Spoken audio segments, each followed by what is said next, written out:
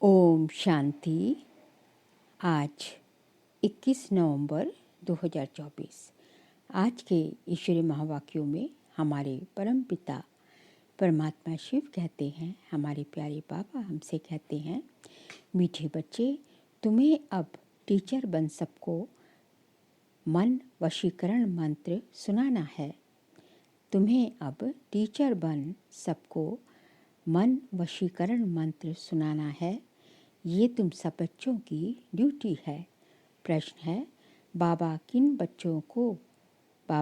बच्चों का कुछ भी स्वीकार नहीं करते?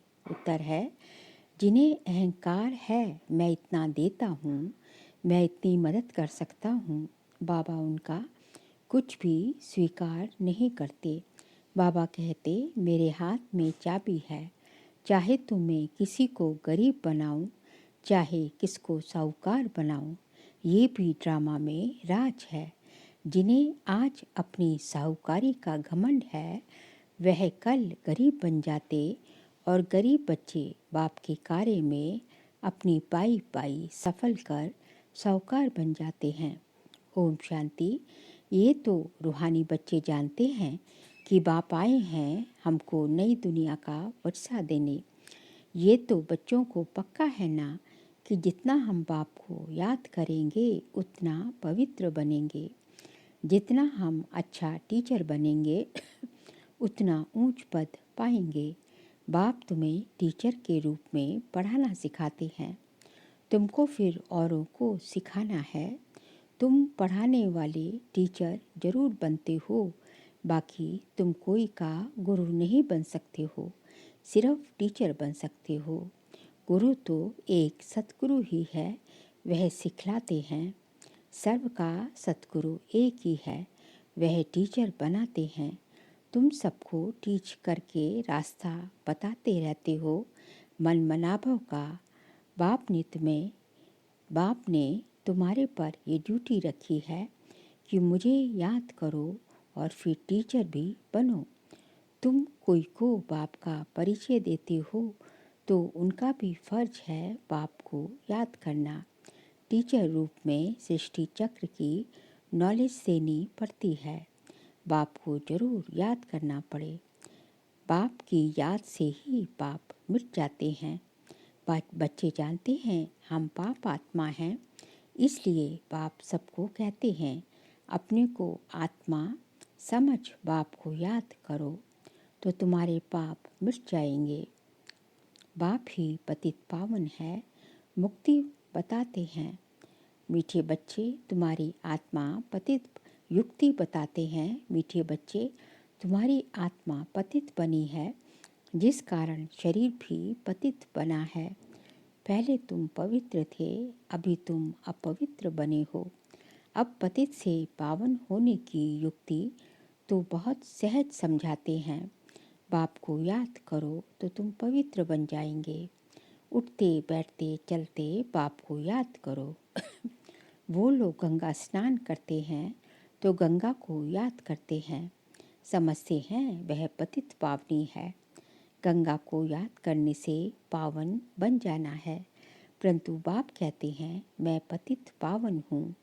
हे बच्चों, देह सहित देह के सब धर्म छोड़ मुझे याद करने से तुम पावन बन फिर से अपने घर मुक्तिधाम पहुँच जाएंगे।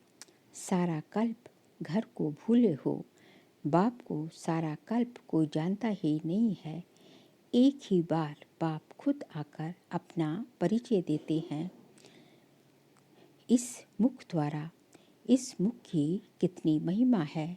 गौमुख कहते हैं ना, वह गौ तो जानवर है, ये है मनुष्य की बात।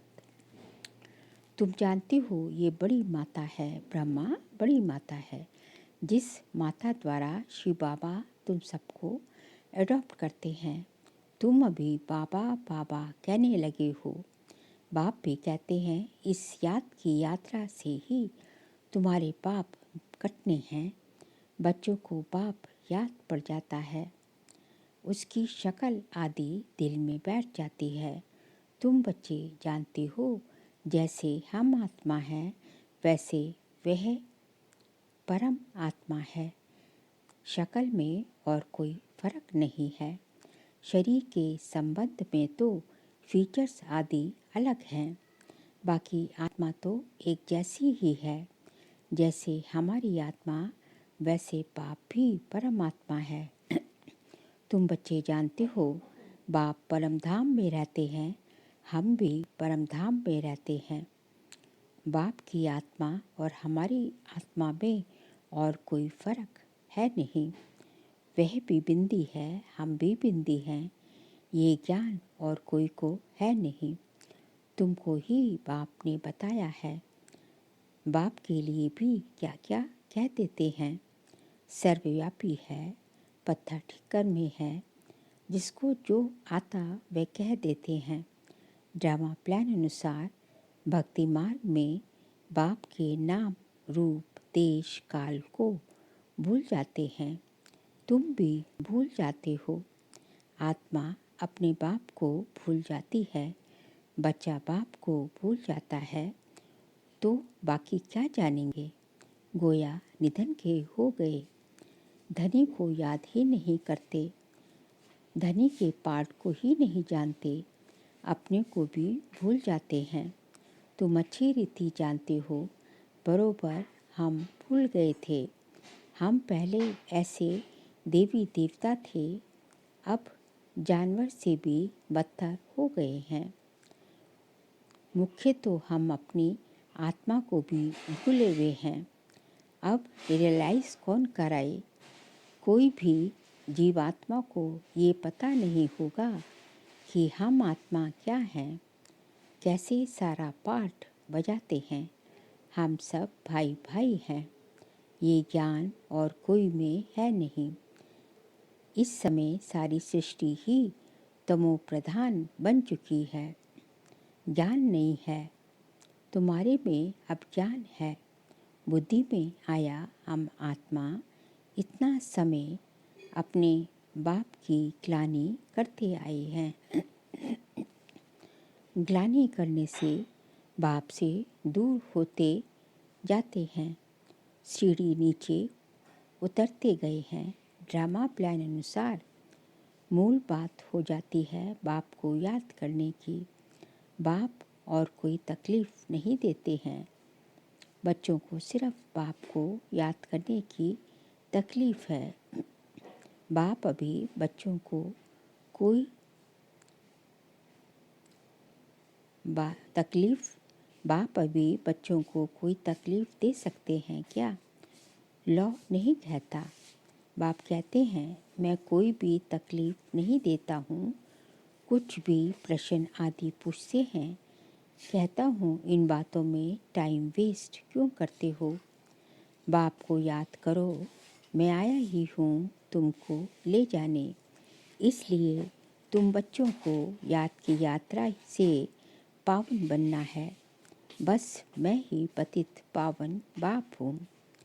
बाप युक्ति बताते हैं, कहाँ भी जाओ बाप को याद करना है। 84 के चक्र का राज भी बाप ने समझा दिया है। अब अपनी जांच करनी है, कहाँ तक हम बाप को याद करते हैं, कहाँ तक हम बाप को याद करते हैं। बस और कोई तरफ विचार नहीं करना है। ये तो मोस्ट ईजी है, बाप को याद करना है। बच्चा थोड़ा बड़ा होता है तो ऑटोमेटिकली माँ बाप को याद करने लग पड़ता है। तुम भी समझते हो, तुम भी समझो, हम आत्मा बाप के बच्चे हैं।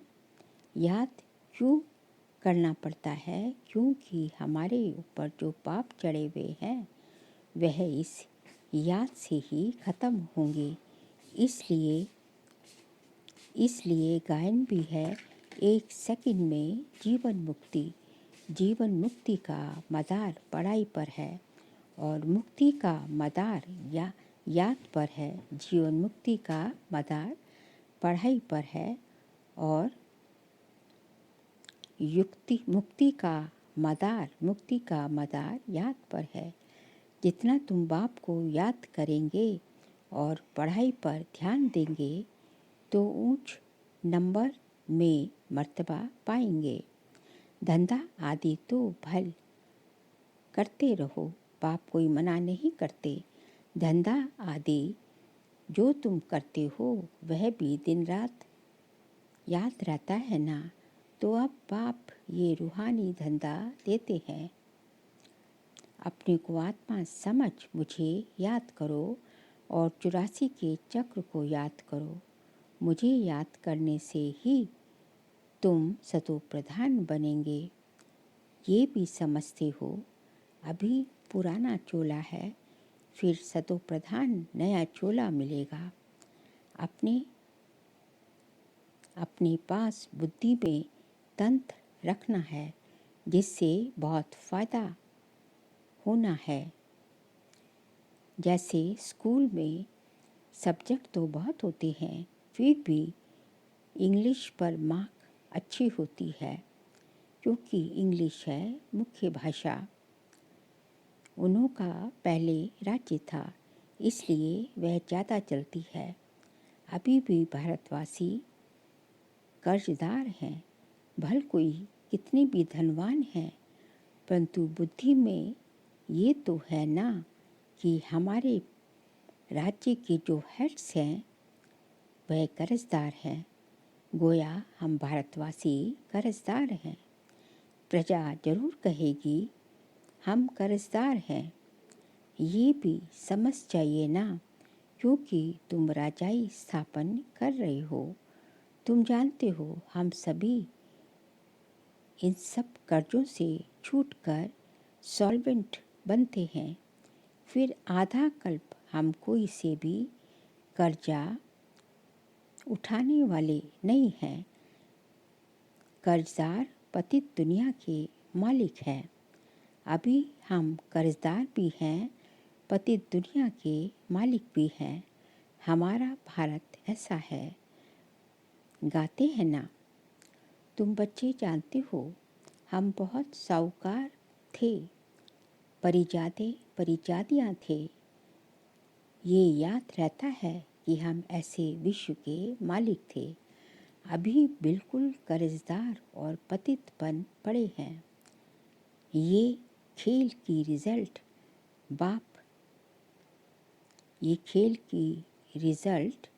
बाप बतला रहे हैं। रिजल्ट क्या हुई? तुम बच्चों को स्मृति आई है, सतयुग में हम कितने साहूकार थे। किसने तुमको साहूकार बनाया?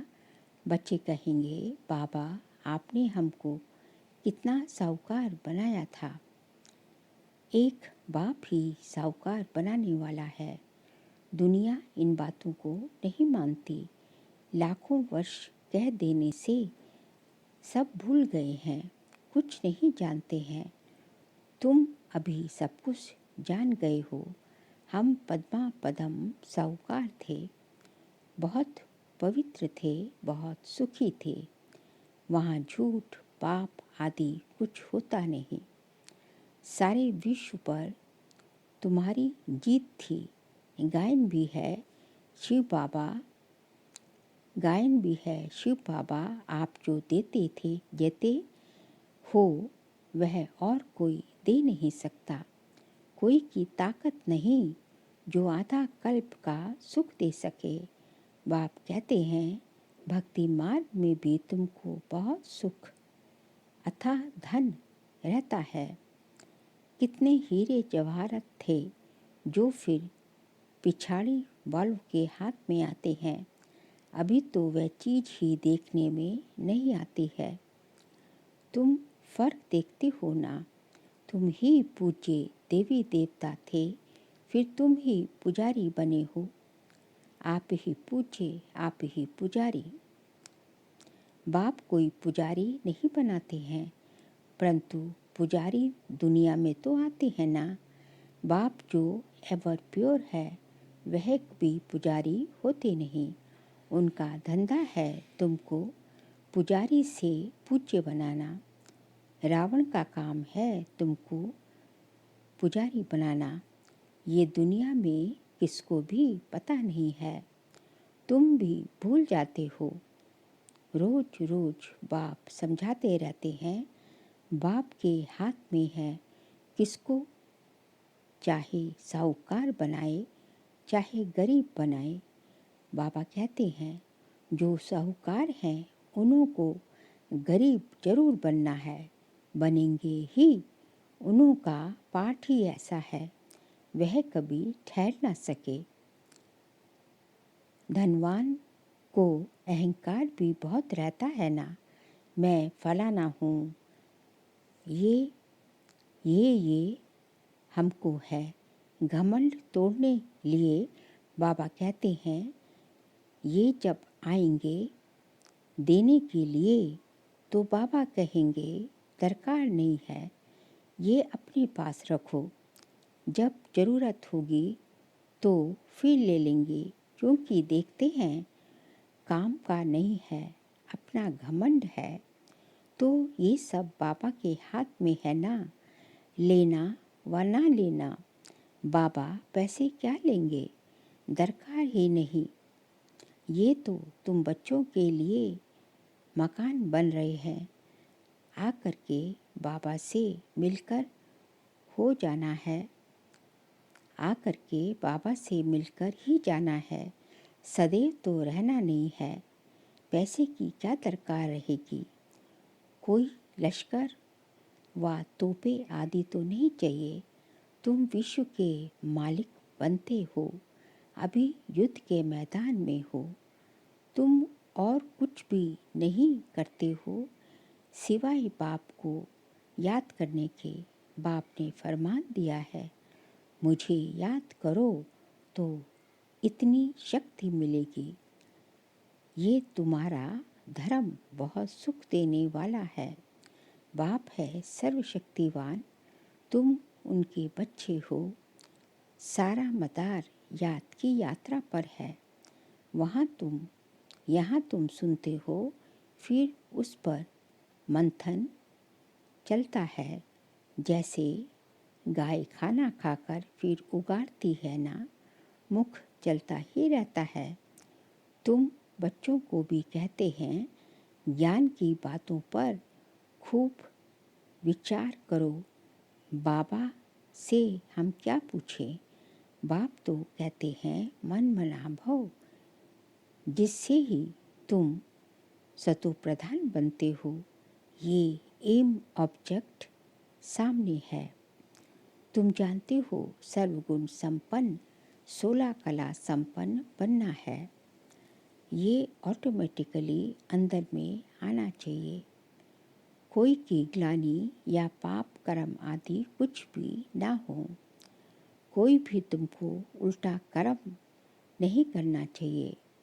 नंबरवार हैं ये देवी देवताएं, पुरुषार्थ में ऊंच पद पाना है। उन्हों के लिए गाया जाता है अहिंसा परमो देवी देवता धर्म। किसको किसको मारना ये हिंसा हुई ना। बाप समझाते हैं तो फिर बच्चों को अंतर्मुख हो अपने को देखना है। हम कैसे बने हैं, बाबा को हम याद करते हैं। कितना समय हम याद करते हैं। इतनी दिल लग जाए तो ये याद कभी भूले ही नहीं। अब बेहद का बाप कहते हैं तुम आत्माएं मेरी संतान हो, सो भी तुम अनादि संतान हो। वह जो आशिक माशूक होते हैं उन्हों की है जिस्मानी याद। जैसे साक्षात्कार होता है फिर गुम हो जाते हैं, जैसे वह भी सामने आ जाते हैं। उस खुशी से ही खाते पीते याद करते रहते हैं। तुम्हारे इस याद में तो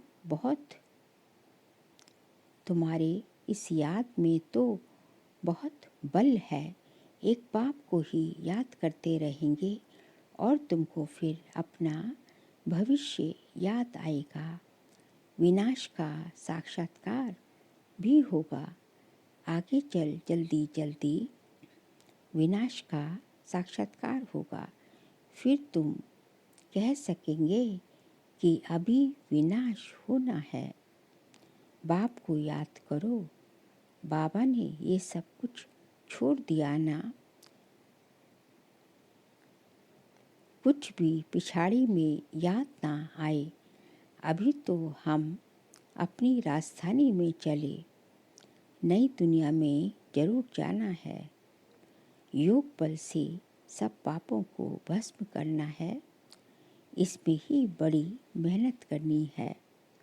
घड़ी घड़ी पाप को भूल जाते हैं, क्योंकि ये बड़ी महीन चीज़ है। याद जो है, बाबा की याद बहुत महीन चीज़ है। मिसाल तो देते हैं ना, सर्प का, भ्रमरी का, ये सब इस समय के हैं। भ्रमरी कमाल करती है, उनसे तुम्हारी कमाल, भ्रमरी कमाल करती है ना, उनसे तुम्हारी कमाल जानती है, उनसे तुम्हारी कमाल ज़्यादा है। बाबा लिखते हैं ना, ज्ञान की भो भो करते रहो, आखरीन जाग पड़ेंगे। जाएंगे कहाँ, तुम्हारे पास ही आते रहेंगे। एक ऐड तुम्हारे पास ही आते जाएंगे, ऐड होते जाएंगे। तुम्हारा नाम चार होता जाएगा, तुम्हारा नामाचार होता जाएगा। अभी तो तुम थोड़े हो ना। अच्छा, मीठे मीठे सिकिलते बच्चों प्रति माता पिता बाप दादा का याद प्यार और गुड मॉर्निंग। रूहानी बाप की रूहानी बच्चों को नमस्ते। हम रूहानी बच्चों की रूहानी बाप दादा को नमस्ते नमस्ते नमस्ते। सार के लिए पॉइंट्स हैं। ज्ञान का खूब विचार सागर मंथन करना है। जो खुश है उसे उगाड़ना है, जो सुना है उसे उगाड़ना है। अंतर्मुख हो देखना है कि बाप से ऐसी दिल लगी हुई है जो वह कभी भूले ही नहीं। सेकंड पॉइंट, कोई भी प्रश्न आदि पूछने में अपना टाइम वेस्ट ना कर। याद की यात्रा से स्वयं को पावन बनाना है। अंत समय में एक बाप की याद के सिवाय और कोई भी विचार ना आए, ये अभ्यास अभी से करना है।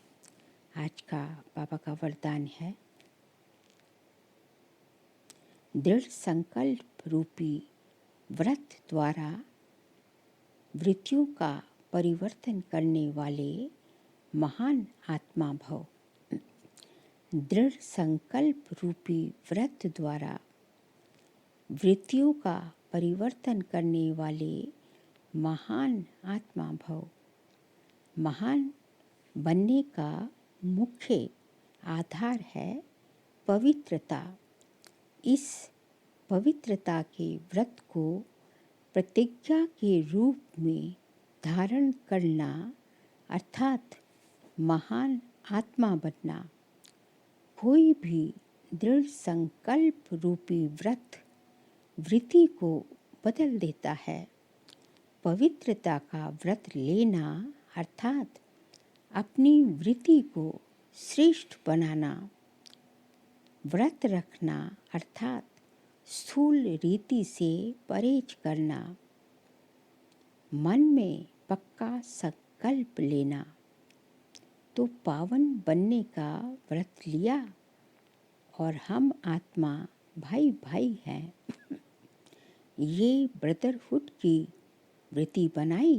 बाबा कहते हैं पावन बनने का व्रत लेना है और हम आत्मा भाई भाई है, ये जो है ब्रदरहुड की वृत्ति बनानी, एटीट्यूड बनाना है। इसी वृत्ति से ब्राह्मण महान आत्मा बन गए। स्लोगन है, व्यर्थ से बचना है तो मुख पर दृढ़ संकल्प का बटन लगा दो। व्यर्थ से बचना है तो मुख पर दृढ़ संकल्प का बटन लगा दो। बाबा कहते हैं, यदि आप व्यर्थ संकल्पों से बचना चाहते हैं कि ना आप व्यर्थ सुने और ना आप व्यर्थ बोले और ना आप व्यर्थ देखें, तो उसके लिए क्या करना पड़ेगा? क्योंकि सबसे पहले क्या होता है, सुना जाता है, बाहर से आती है ना इन्फॉर्मेशन, तो जो हम इन्फॉर्मेशन लेते हैं, जो देखते हैं, वही तो बोलते हैं फिर। तो बाबा कहते हैं कि व्यर्थ से बचना है तो मुख पर क्या है, दृढ़ संकल्प लेना है कि हम व्यर्थ नहीं सुनेंगे, नहीं देखेंगे। ये व्यर्थ संकल्प का दृढ़ संकल्प रूपी व्रत लेना है कि हम व्यर्थ ना देखेंगे, सुनेंगे। करना तो बहुत बात की बात है। तो इसलिए जो है हमें क्या करना है, हमें दृढ़ संकल्प लेना है यदि व्यर्थ से बचना है। अच्छा, ओम शांति।